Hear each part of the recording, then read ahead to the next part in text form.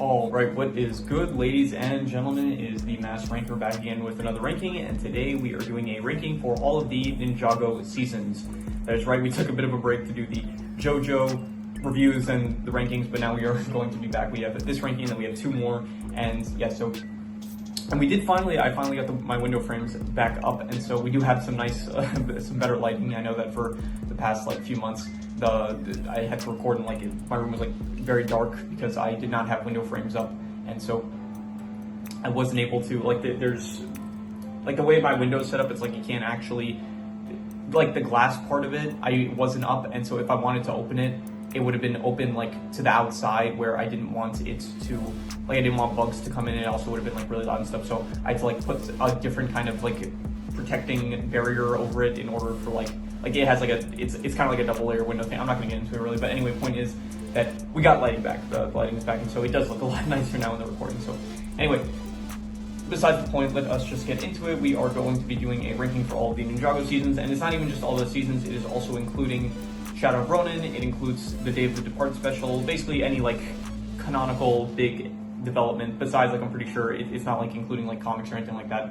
or the the Ninjago movie, because we didn't review that. But yeah, pretty much anything that I've reviewed up until this point for Ninjago, that is what we are going to be ranking. And there's no F tiers. I think that everything in Ninjago is at the very least there's nothing bad. I would say at the very least there's just some stuff that is not as good as others. D tier, when I did the end of the year rankings, D tier was kind of meant to be not good or bad, but even in this case, D tier, it's not even going to be not good or bad. It's just going to be on the low end of the scale, I would say. So yeah, anyway, let us just get into it, starting off with the pilot episodes. The pilot episodes I would give probably B tier. I think that they were a nice, good introduction to the actual world. It follows Kai, and he meets Master Wu, Nia's also there, and they basically, he learns that he is destined to kind of become a ninja, and then we get introduced to the other three ninjas, Zane, Cole, and Jay, and it's just a nice introduction for the show. It's very nostalgic at this point, rewatching it so many years later from when it first came out, and so, yeah, it's definitely a solid B tier, I would say.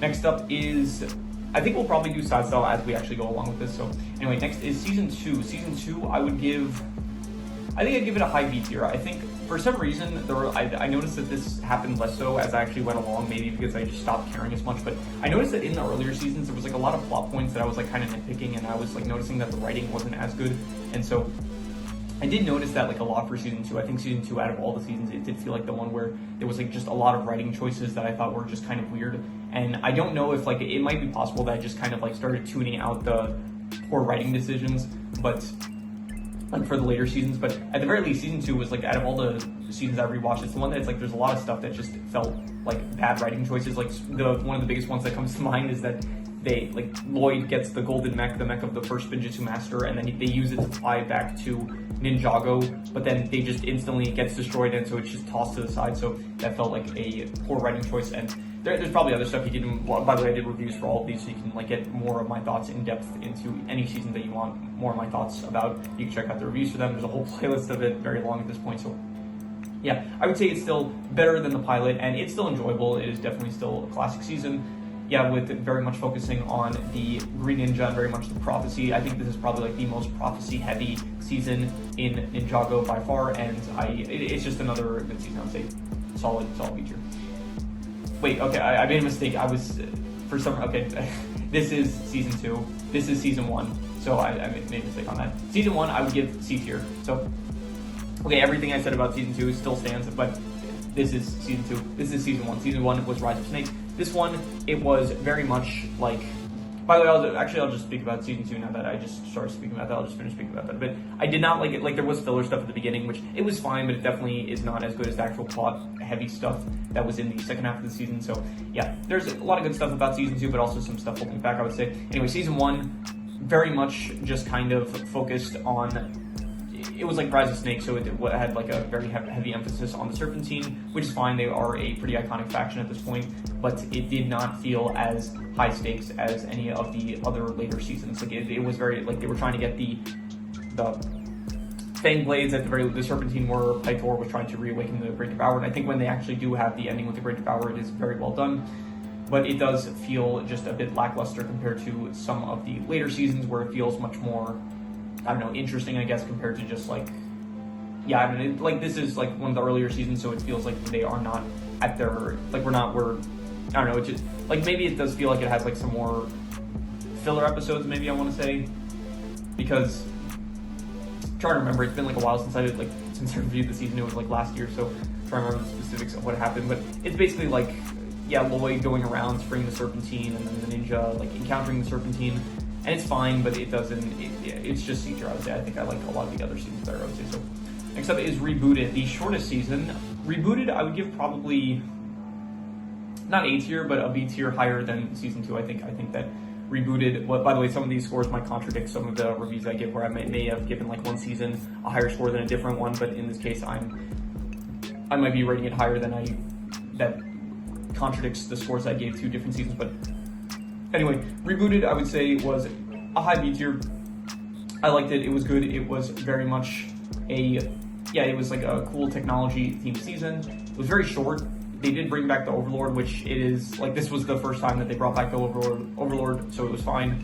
And it did feel like a logical, I guess, continuation of the plot from last season, where it's like the Overlord was defeated, but his remains were still, like, scattered across the ashes of, like, Borg Tower was built over the scattered remains of, like, the Overlord, so he was able to come back there. And I like the theme of the season. Technology, it's cool and stuff. I think the technical blades are barely used. They're used in, like, 1 or 2 scenes, and that's it. So I think that those were a bit underutilized, but definitely I would still say that this was a high B tier season, I would say.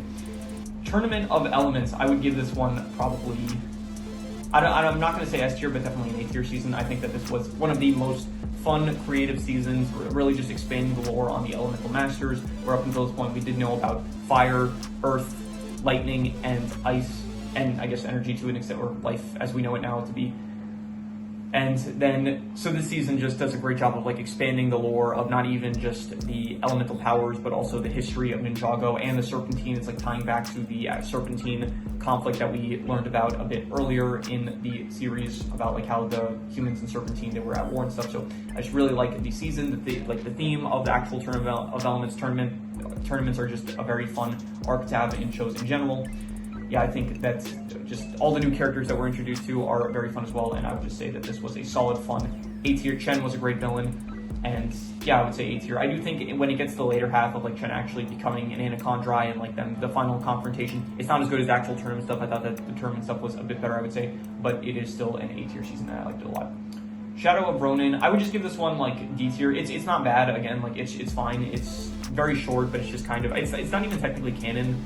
It's just kind of like it's meant to introduce the character of Ronin, I guess, but it's technically not canon to the initial series, and yeah, it's fine. It's like there's nothing, like, really wrong with it. It's just a very kind of, I'm not going to say it, I mean, in a way it is kind of filler because it's not canon, but it's just like a 1 hour and 20-minute story about, like, the ninja. They fight Ronin. I think they end up forgetting their memories, and then they lose their powers, and then, yeah, I don't remember the specifics of what happened, but it's like, I think at one point they lose their memories, they lose their powers, they have to, like, fight Ronin. Ronan's going after these items and this fulcrum that eventually, his whole goal is to inevitably, like, free Chen from the cursed realm where he was banished at the end of season 4, I would say. So yeah, I would just say D tier. It was fine. It's not, like, bad, but it's still, like, one of the weaker parts of the whole Ninjago franchise, I would say.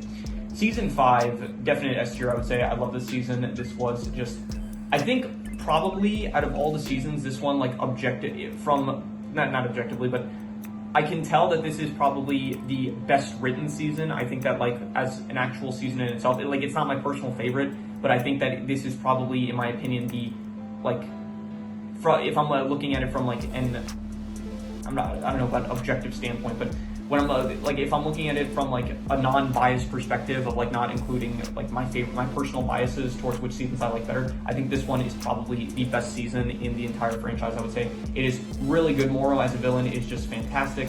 Then the theme of ghosts themselves are really good. The whole MacGuffin style quest of going after these items that Moro needs in order to bring back the preeminence, I think it is really good. And yeah, overall, I would say that, I mean, it's a bit of a shame it introduces air jutsu, which is kind of removed in later seasons because of how OP it was. And yeah, but even so, it is still a really good season. A lot of new, interesting locations that we get, some expansions of the history of Ninjago and some of the lore. introduction to the Cursed Realm. You know, it's got a Chima cameo. It's got a lot of good, fun stuff, and a solid S tier, I would give it probably. Next is Skybound, another S tier season. I would give it, and I would probably say that it was... Okay, this is my personal opinion, and I personally like Skybound more than Possession, I would say. I think that Skybound is probably... I think it is probably my favorite season of Ninjago still. Before I even rewatched the show, it was my favorite season. On rewatch, it is still just so much fun. I love Nanakon as a villain. I love the whole theme of the Sky Pirates and stuff. I love the focus on Jay. I think that this is like the best that Jay has been in the series, probably. Besides, like, honestly, the merge, like in Dragon Rising season 3 and 4, I think that that's like, this is the best that Jay's been since Skybound, I would say. But yeah, I think that Skybound was a lot of fun. My only thing that I could maybe give some criticism to it is that, number one, like, there's like obviously just some poor writing choices at times where, I don't know, like, Nanakon could very easily just use the Jin Blade in order to defeat anyone that he goes up against, but for some reason he's trying to trick people into wishing themselves away. I don't really know why, and the explanation I saw is like, because he can, maybe because like he's just toying with his opponents or something like that. So that just felt like a bit of something that, I don't know, just felt like he could have pretty easily defeated a lot of his opponents. So anyway, and then another thing is that just the nature of the season, it does end up with a lot of the ninja just kind of being like, you don't get to see a lot of the ninja. Like Kai very early on is defeated by Nanakon, as well as like Wu and Misako right at the start of the season. And throughout this, as the season goes on, like more and more ninjas start disappearing and stuff. But I do think that it actually really helps the stakes of the season. Like this season does feel like one of the highest stakes seasons that there is in the show. Whereas in something like here, season 5, all the ninja were together, even if they lost Lloyd. It's like you still had the 4 main cast of ninja. Nia was also training on her own. By the way, this season does introduce like Nia like finally becomes like a really big, like in season 5 she had a pretty big role, but in this season as well she does get a lot of focus, which is very good. And I love the wishing stuff, by the way, that as well. Let me get back to my point though. Season 4, you had like the ninja getting eliminated in the Tournament of Elements, but even so, they were still on the island, so it didn't feel like they were completely gone. But here in this season, it's like they're completely just removed from the, like, they're no longer, like, we just don't see them for the season, which does make the stakes feel a lot higher. And yeah, I love the wish magic. The wish magic is one of the most fun aspects of, like, Ninjago in general. I just love the wish magic and the way that it's utilized in the season. It's very fun. The Pirates, yeah, the sidecast, Misfortune's Keep is cool. They bring back Soto, some more lore expansion on the history of Ninjago, always fun, and definitely just one of my favorite, like probably my favorite season, I would say, so definitely S tier. Day of the Departed, I'm just gonna give this one D tier, and I think, to be honest, I think I probably like Shadow Ronin a bit more. It was fine. It was definitely like, it's just kind of meant to be an excuse to, because they didn't want Cole to constantly be a ghost, so they just added this special in order to like have an excuse to turn it back into human. And yeah, I mean, they bring back a lot of the previous villains, which it was cool to see some of them, but they are very easily defeated by the ninja. And because there is just so much villains like coming back and like all the ninja are fighting one of the villains, there's like not really a lot of time focused on each individual fight. And so it does feel very shallow, all the fights of the ninja against the resurrected villains. The stuff with the Yang, it's not the most interesting, I would say. And yeah, overall, it's just like not really one of my favorite. It's not meant to be something super amazing. I don't even know if that's the case, because like you can have a good special. The only other special that I reviewed up until this point on this channel, I did review the Dr. Stone Ryusui special, and that was a special, but that was like a good special. Even if that was also like the weakest thing from Dr. Stone, I thought even that was like at least a 7.5. I think I rated it. It was very good. This one though, it's also a special, and I don't expect it to be as good as the seasons, but I feel like, I don't know, at the very least, the Dr. Stone Ryusui special, that was like a better special than this, I'll say. So yeah, anyway, I just give it D tier, I would say. Hands of Time, I'm going to give it A tier, not as good as Tournament of the Elements. I think that this season has the best theme, I would say. I love time, like just, I keep on mentioning this lately on the channel, but yeah, I love time-related abilities, and I think that the Chrono Blades are the most fun weapon that there is in all of Ninjago, and so I also like Chronics and Parks. I think that they are pretty cool. I will say I don't really like their motivations. Their motivations of just like, I like the whole thing of like, they think that they have the strongest elements and therefore they should be in charge. I think that they should have focused more on that, but they do focus on like this weird thing of how Crux doesn't like electronics and stuff, and so he wants to like turn back time to when there were no electronics in Ninjago, which I think is just kind of not the best motivation. And Achronix is for some reason going along with him, when we see throughout this, like the season, where Achronix is very much in favor of technology. So I don't know like what the point was of, yeah, the motivations were not the best for them, I would say. The Vermilion, I did like the Vermilion. I do like the Vermilion as a faction, but it does feel like it doesn't really tie into the actual theme of the season, whereas every other season, I guess, I mean, maybe you could argue that like season 2, the Stone Warriors don't exactly tie. I mean, it feels like it more so because it's like, I don't know, ancient battle between forces of good and evil, stone evil warriors. Like, it feels like it kind of matches still. But yeah, Vermilion tied to like the theme of time, it doesn't really feel like it exactly fits, but I still do like the Vermilion Warriors. And yeah, this one it's the last season actually that it's the last season before the whole art style change. And yeah, they do start like focusing on like trying to make Lloyd a leader in this season, which, I mean, I guess it's interesting that this is like the first time that they're trying to do that. What else happens? I mean, you have a major focus on Kai and Nia, which I think it was pretty good, I would say. And yeah, just more stuff like expansion of the history and stuff. I think overall it's a very good season. I personally like it more so than, I think I have a personal bias. Like I just like it a bit more so than I probably would say. Like if I'm looking at this from an objective standpoint, like of taking my bias out of it, I would probably rate it lower. But I think because I personally kind of like it better, I'm giving it a bit higher, I would say. So yeah, definitely I'm going to say A tier. Not as good as Tournament of Elements. I think Tournament of Elements just had a bit more going for it, but definitely Hands of Time I like a lot personally, so A tier. Sons of Garmadon. This was the first season with the new art style change, and I would probably give it like, I don't know, I would give it like, I think B tier. I'll go B tier. I think here, was it better than the pilot? I think it was better than the pilot. Was it better than season 2? I'm not going to say it was better than season 2. I think it was good. I do like, probably the best thing about the season was like, I don't remember what I said in my review, what the best thing was, but I did really like the Oni masks. I thought that the Oni masks were a really cool like addition to the, I don't know, the catalog of weaponry and items in the Ninjago universe, so I thought that was cool. I think that the art style change, it is a bit like at the time it probably took like some getting used to, but it is definitely like, I think it ultimately was the good decision to switch over to the newer art style. So yeah, the actual, I think Rumi is good. Bringing back like the whole plot of bringing back Garmadon is decent. I don't like the faction of the Sons of Garmadon because it just feels like a normal biker gang, so it doesn't feel that threatening, I would say. I like Mystery a lot. I don't really like Kilo or Ultraviolet as much. And yeah, the plot was basically just like all the ninja and the Sons of Garmadon, they're going after the Oni masks. There was also the whole thing with them finding out like Master Wu turned into a baby. Yeah, overall I would say it's about a mid-tier season. I would say like middle of B-tier, I would say. So yeah. Hunted. I like Hunted probably more so than Sons of Garmadon. I would give it, I would say, I think, did I like it more than season 2? I think I did a bit more, yeah. And then did I like it more than season 3? No, I'm going to say it was better than season 2. I don't think I liked it as much as season 3. I thought that number one, the intro was really good. The intro like was very nice, I would say. I did like the theme of the season as a very nice theme of actually like the ninja being hunted along with Lloyd and Nia and the rest of the resistance being hunted by Garmadon. I thought that like they did a really good job of showcasing Garmadon's powers, which was good. The plot of the Iron Baron, I did like. I think Iron Baron is one of the weaker villains, I would say, but even so, I do like the manipulation side of things. And the first realm, some more like expansion of the lore. You know, we got introduced to the first realm of Dragon and Oni, which I think is a nice addition to the locations that we know of now.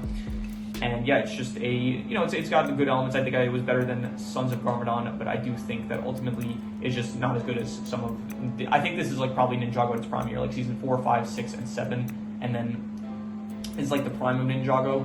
Like there's probably a few other seasons here that I would give like probably A or I don't know about S tier, but I think there's at least like 1 or 2 seasons that I think I'm also going to give it A tier too. But yeah, I would say that Hunted, it was a B tier, another mid B tier, slightly better than Sons of Garmadon. I would even say it was maybe better to an extent than season 2, just because like season 2 just had a lot of filler that's like bringing it down a bit more. So I give it like a mid B tier. So yeah, here March of the Oni, I would actually give it A tier. I think that it was good. I think that I don't think it's as good as Hands of Time, but I do think that March of the Oni was actually on rewatch, was actually a lot better than I remember being. It did feel like very much a conclusive, celebratory kind of season of Ninjago, where it was like really short. It was only 4 episodes, but even so, it was good. I did like the Oni as villains. I thought that was cool. The relationship between Garmadon and Lloyd is getting like, we see them like talking to each other a bit more with Garmadon in his Oni form, which we actually honestly we didn't see too much of that. Like at the very least with Lloyd being older, like we didn't have a lot of moments between Lloyd and Garmadon interacting with each other, so we did have that a bit more in this season, which was nice to see. And yeah, we had, I don't know, some tension. We thought that Cole was going to die. He didn't end up dying. There was some cool fight scenes. They brought back like a lot of like previous stuff from previous seasons. I think the Sword of Sanctuary makes a cameo. They bring back the golden armor, which I have no clue how Lloyd is able to hold it because it is made of all 4 of the golden weapons. And so, yeah, but anyway, overall it's a short season, so maybe that has it a bit going for it. Like, it's not as long as it's not like it doesn't have the burden of having to like keep you entertained for a full 10 episodes. It has like only 4 episodes, so I think like that could be like a burden, or I don't know, it could be a pro or con. Like, if you have more episodes to work with, that could be a good thing. But if it's like you only have like 4 episodes, then it means that you can just kind of focus on, like, there's not as much setup that you have to worry about, and you can just kind of like focus on the actual action and the interesting parts, I would say. The ending I thought was very good. They bring back the tournament of creation, which I thought was nice. It's kind of weird because they do like speak about it like it was this like really difficult thing to pull off the first few times that they did it, but it didn't seem that like from, if you go back to like the season 1, it didn't seem like that difficult of a task to perform, like creating the tournament of the tornado of creation. And even like here, they do it at the end without really any issue. So yeah, anyway, so I'd give it low A tier. I don't think it's as good as season 7 or 4, but I do think that it is definitely an A tier season.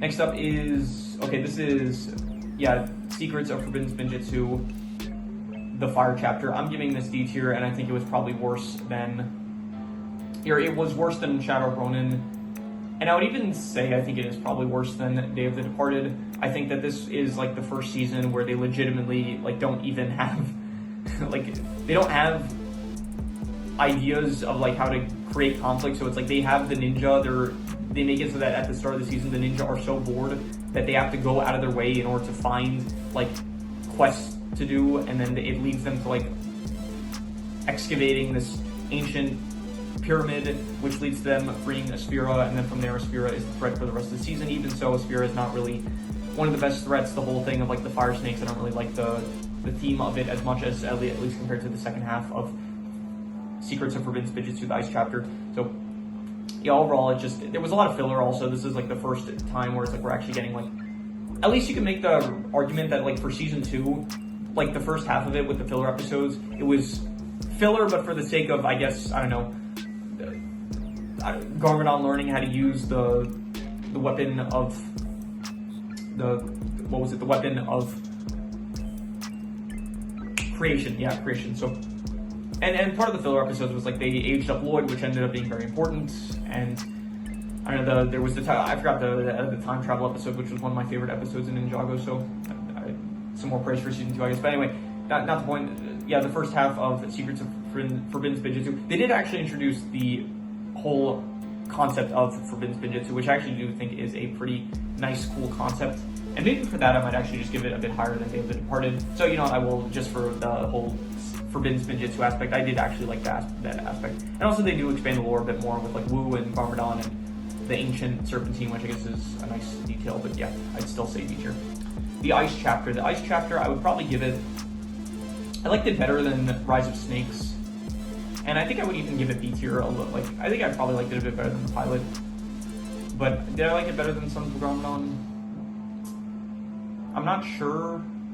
I'm going to say no. I'm going to say that I like Sons of Garmadon a bit more. I would say, yeah, the Ice chapter, it was good. It was definitely better than the Fire chapter, I would say. I did like the Never realm, again, a new realm that we're being introduced to, which was nice. I think that the Akita, she was good. I thought that Zane as the villain of like the Ice Emperor, it was a pretty good villain, I would say. I did like Zane as the Ice Emperor, Vex like manipulating him in order to kind of corrupt him.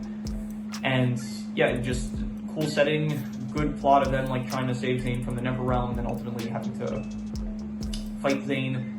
And yeah, I liked it. I liked it better than the the first half of Secrets of Forbidden Spinjitzu. They don't actually have Forbidden Spinjitzu as much this season, which was a bit of a shame because that was actually good from the first part of it, from the first half of, from the Fire chapter. So yeah, I'd say like a little bit tier. Anyway, Prime Empire. Prime Empire, I would give here. At the very least, I liked it better than Hunted, and I think I liked it better than Rebooted, to be honest, as well. But did I like it better than... Okay, is it A tier or is it B tier? You know what? I think I'll give it A tier. I think I actually, out of all the newer seasons, like after the original series ended, I think this was my favorite season from the newer seasons. I gotta say, I did like the whole, I think it's like a very much like a Ready Player One type of season where they do enter this video game, which I think is cool. It's like a very much a departure from what the show was originally about, but yeah, it's still a very cool setting, a lot of like cool, it's a video game world, so I mean, it could be a bit more creative, definitely, but from what they gave us, I thought it was good and very enjoyable. Yeah, and just honestly, just the plot of them being in a video game, having to stop this like program that is trying to go to the human world, and just the quest that they go on. Okino's character, a lot of good characters actually, I gotta say. So the Okino quest, the race, the Speedway 5 billion, something like that. What else was there? There was like, it was Okino, and then the final thing of like the side scroll level or something, whatever it was, like the Temple of Manus. I forgot exactly what the final quest was, but overall I would say that the season, it was low A tier, I would give it, and yeah, probably my favorite from the sequel series that is not like from pre-March of the Oni. This is my favorite season, I would say. Master of the Mountain, yeah, definitely a shame. I would have to give this one like, I liked it better than Day of the Departed, and I think I may have even, okay, we said like more the Fire chapter or Master of the Mountain. I think I would give it to probably, I think the Fire chapter, honestly. Like Master of the Mountain, it's a bit of a shame because it is like the first kind of Cole focus season that we get, but for a Cole focus season, it just, there was like a lot of issues that I had with it. The setting, it didn't feel the best of it being like entirely underground and like in these caverns and stuff. There were aspects I liked, like the uplies and stuff, and I thought that the actual Skull Sorcerer didn't feel like a great villain. The Skull of Hazadur also did not feel that intimidating or cool. The Geckos and the Munsters, that whole plot was fine, I would say. I guess there is some more lore expansion of like, we learn about Lily, Cole's mother, and what else? Princess Vanya, she was okay, I would say. The rest of the ninja feels like they get sidelined a lot, like they were just like kind of dealing with the whole Geckos and Munts issue that was going on. Cole himself, like, I guess I'm happy that he has like a season of his own, but even so, there's just, if you want to hear my thoughts about it, then I recommend just checking out my review for it. So yeah, I would say like a low B tier, honestly. The Island, I like the Island. I would give it like, was it better than Sons of Garmadon? I think maybe. Was it better than season 2? This is another one where it has the benefit of being pretty short, so I think I liked season 2 a bit better, so I'll put it there, like a mid-B tier. Yeah, this is another short one. It's a mini-series, and it's just kind of, it's meant to, I think, set up the Storm Amulet for the next year, the next season. But it's good. It's like a nice setting of the actual island of the Keepers. I like it. I do like a lot of the looks of the ninja. It's like they all, like they grow their hair out longer, which I think looks nice. And yeah, it's just like, it's pretty short. It's not really, I don't like the ending, really, the ending of like it being Ronin being the one to, because up until this point, it feels like it portrays Ronin's character where it's like he himself is an opportunist, where it's like he's willing to work with like bad people in order to make money. But this, like him directly being the villain, like the one that is causing the problems, it does feel like a bit of, I'm not going to say like character assassination, but a bit of character assassination, to be honest. Like, maybe not assassination, maybe like, I don't know, character beatdown, maybe, I don't know a term for it. But anyway, yeah, it does feel a bit of a shame, like, because Ronin has been one of my favorite characters, like, in the series, and he did kind of, my opinion of him was kind of lowered after this, I would say, so. Yeah, but even so, it's still a pretty mid-series, I would say, like right in the middle of B tier, I would give it, and yeah. Seabound, I didn't really care for Seabound that much. I would give it like, I did like Kalmar. I actually did think Kalmar was probably the best villain of the, like, post Sons of Garmadon, and I would give Kalmar, for the season, I would give like probably better than Day of the Departed, better than Master of the Mountain, probably better than the Fire chapter, and better than even Shadow of Ronin. Was better than Season 1. I don't think it was better than Season 1, but I'll give it like a low C tier, I'll say.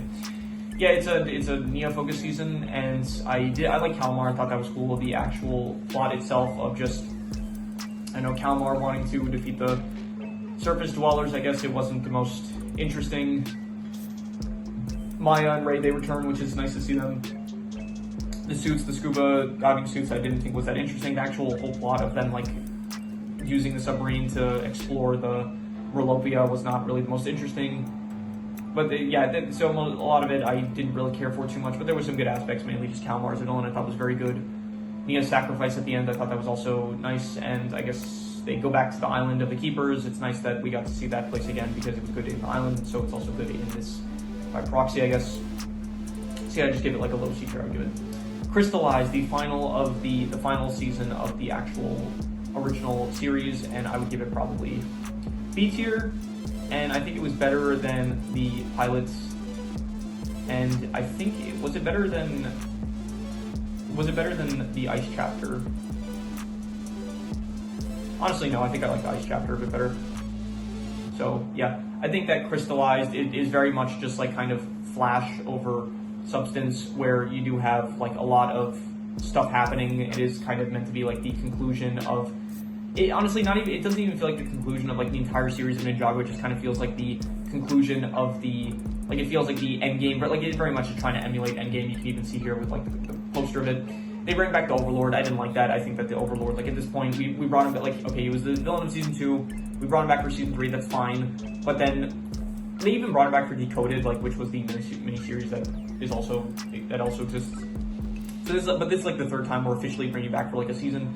And I don't want them to keep on bringing back the Overlord because it just feels a bit repetitive at this point. So, but yeah, it does feel like they bring back a lot of characters from like the post Sons of Garmadon era, and it does feel like it's trying to be like the end game version of the post Sons of Garmadon, like Ninjago era, where it's like they bring back Garmadon, which is cool to see. They have like all the villains, Skull Sorcerer, Harumi's also in this, so not just I guess post Garmadon, but post Sons. Sorry. Am I saying Sons of Garmadon? I don't mean to say Sons of I meant to say post March of the Oni. So I guess to an extent also like the post Sons of Garmadon, because they do bring back like Harumi and stuff, and I think does Faith return? I don't remember if Faith is back in this. I think she is actually, but yeah, there's like a lot of cameos from like characters from some of the more recent previous seasons, and yeah, overall it's I don't know, the Crystal theme itself is also not really the best one. It's really long. It's like the longest season with 30 episodes, and after March of the Oni, they switched over to 10-minute episodes, but even so, like this is 30 episodes, so I think this is technically probably the longest season, I think, if I'm not mistaken. So yeah, but overall, it's like there's some good aspects to it, but as a whole, it does feel like just a bit more, again, just like Flash over Substance. It feels like very much just surface level, I would say. So if you want to hear more of my thoughts, just check out my review for it. Anyway, now finally the Dragon Rising seasons. Let's see here. So this is the first one. The first one I thought it was like C tier. This is Dragon Rising season 1 part 1. I would give it probably C tier. I didn't care for it too much. I would give it probably, honestly, it wasn't as good as Seabound. It was just like the introduction season of Dragon Rising, the whole like they learned about I guess Imperium, and then they fight Imperium, they free the dragons, and then yeah, honestly, most of it is just like Lloyd training Eren and Sora. It's the introduction season. It's not the most interesting in my opinion, so it's like very much Dragon Rising starting to find its footing, I would say. So yeah, low C tier. Part 2, I would give it a bit higher, but not really by much. I would probably give it like, yeah, I think that it was still just, I don't know. The Imperium side of like Dragon Rising, I don't really care for too much. This one, I guess, like Wildfire is now in the mix, which is nice, and besides that, Zane is also now here as well.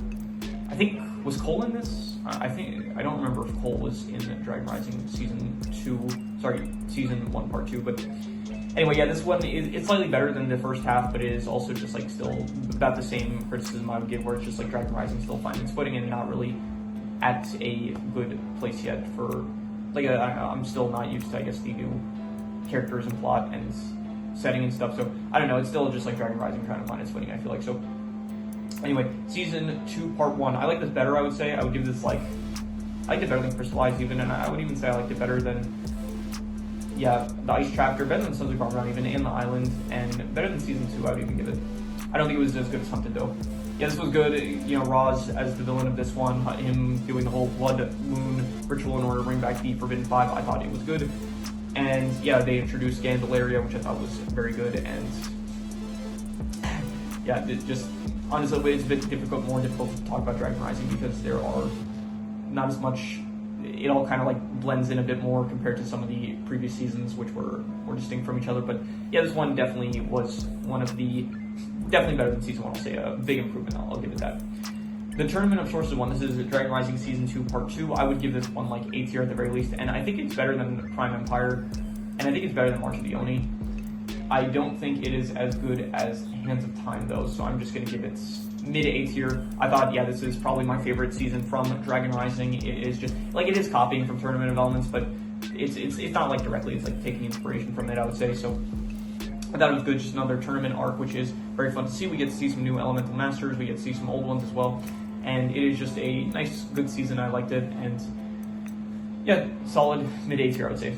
Now, Dragon Rising Season 3 Part 1, I would give this one, like, I like this one. I would give it, I don't know about here, I liked it better than, like, Season 2 Part 1, and I think I liked it better than Hunted, even. But I don't think I liked it better than Rebooted, so I'll put it there. Yeah, like a pretty high B tier. I think that it was good. You know, we got a Moro cameo, which is very nice to see. The actual Forbidden 5 as threats I thought were good. Thunderfang as well. He is a good threat. I liked the Prismatic Blades. I like the whole MacGuffin aspect of this season of them going after the Prismatic Blades in order to free Thunderfang. I thought that was a pretty good plot, and so overall there was good stuff about it that I enjoyed, and so high B tier. Again, just check out my review. It's difficult for me to get into specifics just because, like, it all kind of blends together with all of Dragon Rising. But yeah, Dragon Rising Season 3 Part 2, I actually didn't like it as much as Part 1, so I would give it probably, I didn't like it as much as Hunted, and I would even say, was it better than Season 2 Part 1? Season 2 Part 1 or Season 3 Part 2? Which did I like better? Honestly, I think I like Season 2 Part 1 a bit better than it. I would give it, and even probably Season 2, the original Season 2. Is it better than, it's better than the Islands? Yeah, I think it's a bit better than the Islands, I would say. This one, it feels like a repeat of just Season 3 Part 1, where it's just like the Forbidden 5 this time, it's like they're not even like in control of their selves, like Thunderfang is kind of controlling them as hollow ghosts. So they are just trying to collect souls like throughout Ninjago in order to free Thunderfang, and it feels very much just like a repeat of the first half, but not as interesting because at least the first half it was like in this part they can just go anywhere in Ninjago in order to get the souls that they need in order to free Thunderfang, whereas in the first part it was like actually MacGuffin style. They have to get specifically the 5 Prismatic Blades, which like the ninja were also able to possess to keep it out of their control. But this, it feels like they can very easily just go anywhere, and they just happen to go to places with the ninja. The whole Land of Lee thing as well, I didn't really care for. It was not really that interesting. And what else happens this season? I think we get a cameo of the Underworld. That was cool, I guess. The Raw side of things is still interesting. Overall, it was like, yeah, I would give it probably, honestly, I think I like the Island a bit more than it, I would say. And even Sons of Garmin, I would say, yeah, probably. Like, it was, honestly, the more I let it marinate, the more it like kind of goes down a bit for me, but it's still not bad. It's still definitely enjoyable, I would say. So was it better than the Ice chapter? Honestly, no, I think the Ice chapter was a bit better. Was it better than Crystallized? I think it was probably better than Crystallized. I would give it that still. So, yeah.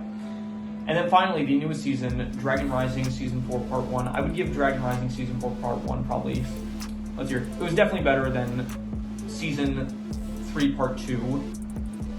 And it was better than the Ice chapter, better than Sons of Garmadon, better than the Islands.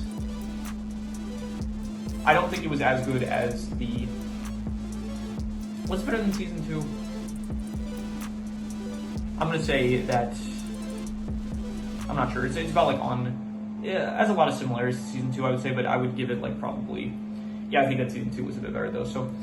I think, yeah, I would give it like mid-B tier. It was good, it was enjoyable. I didn't like the whole Umbra Sylvis plotline, that was very boring. I did like the Jay, Nia, and Kai plotline, I thought that was good, as well as the Lloyd aspects of like the Green Ninja, learning about more lore about the Green Ninja.